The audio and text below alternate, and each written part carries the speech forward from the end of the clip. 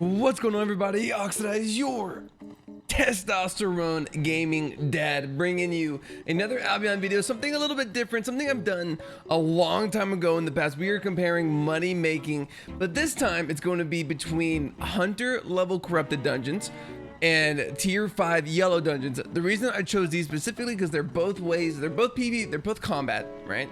They're both PvE, a little bit of PvP with the corrupted dungeons, but we're gonna opt out of that unless it just happens naturally. And also they are both early game and you can't die from doing them.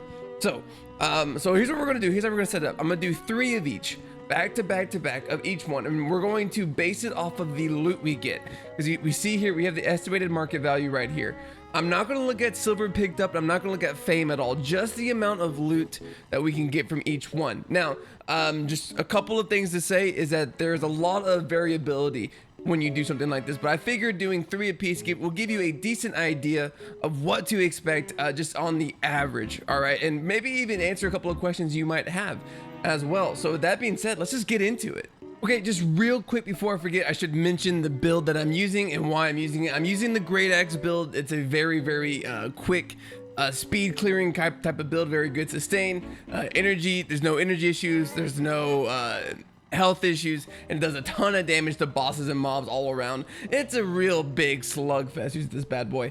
So the greataxe, you want to go with the rending swing for AoE. As a new player using a 4.1 gear, go with the adrenaline boost because you get increased move speed and damage by 25%. There is a argument for deadly chop, but overall I think adrenaline boost is just way better in my opinion.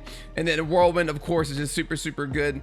And then take deep cuts if you're having issues staying alive, which you shouldn't, but if you do, take the life leech instead.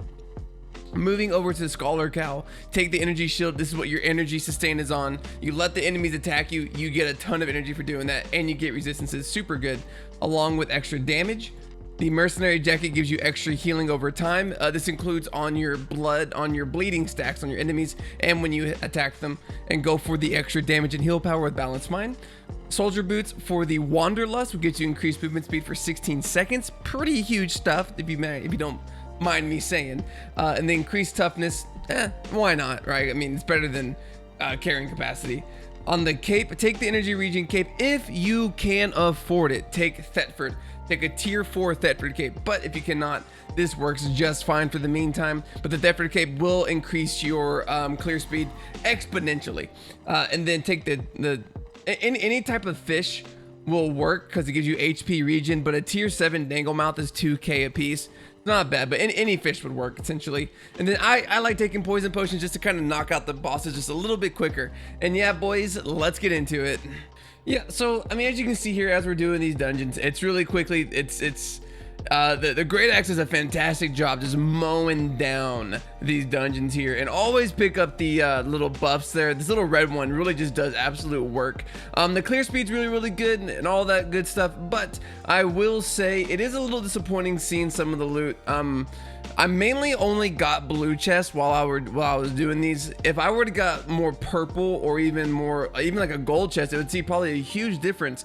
But that's not realistic. Blues and greens are what you're gonna see most of the time. Which when we get to the final total, you'll see what I mean.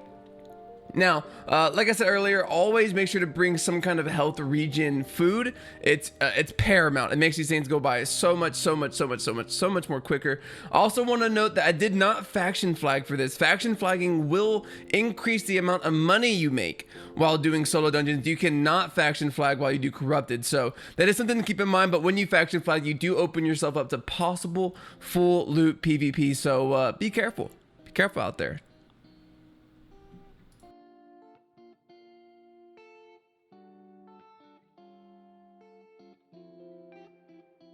So after 3 solo dungeons in the yellow zone, this is what the loot we got. I can't help but say that I am very disappointed in the yellow dungeons.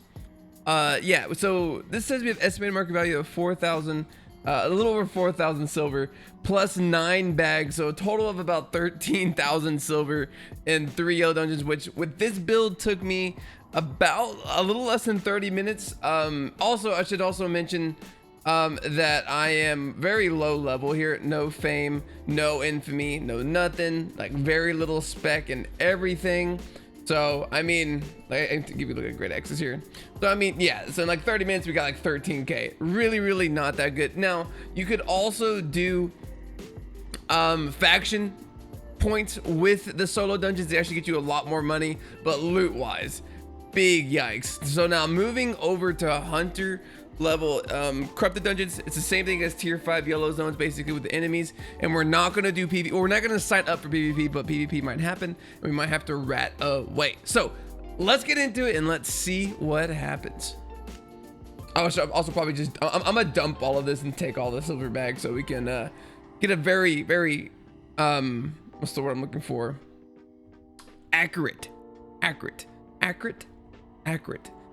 My girlfriend says I say that wrong. Accurate. Do I say that wrong? Anyway, let's get into it. Oh, brother, let me tell you, I just recently got to Slayer, which is the highest level version of Corrupted Dungeons. So doing this was so slow and disappointing, but I want to say this. I was at 0 infamy when I started this, so I was expecting pretty much no loot, and I still outperformed my expectations, which is pretty crazy. I mean, my dad would be proud, which is really saying something. But yeah, man, I honestly, I couldn't recommend doing Corrupted Dungeons enough. They're a lot of fun. Corrupted Dungeons is what kind of got me excited about Albion. Not really again. I've always liked Albion, but it's really done me well here.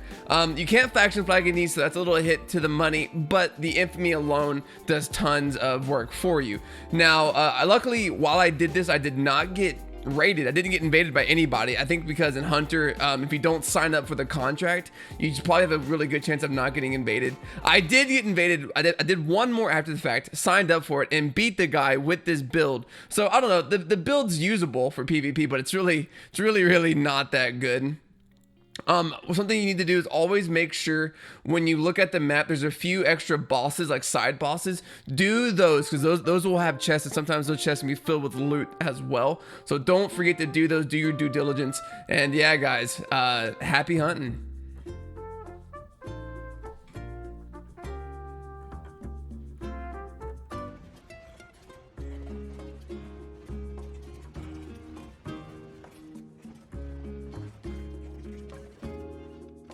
All right, guys, so that is 3 of them, and the final tally is, after 3 corrupted dungeons, no infamy to like 300 infamy, I believe, here's where we're at now.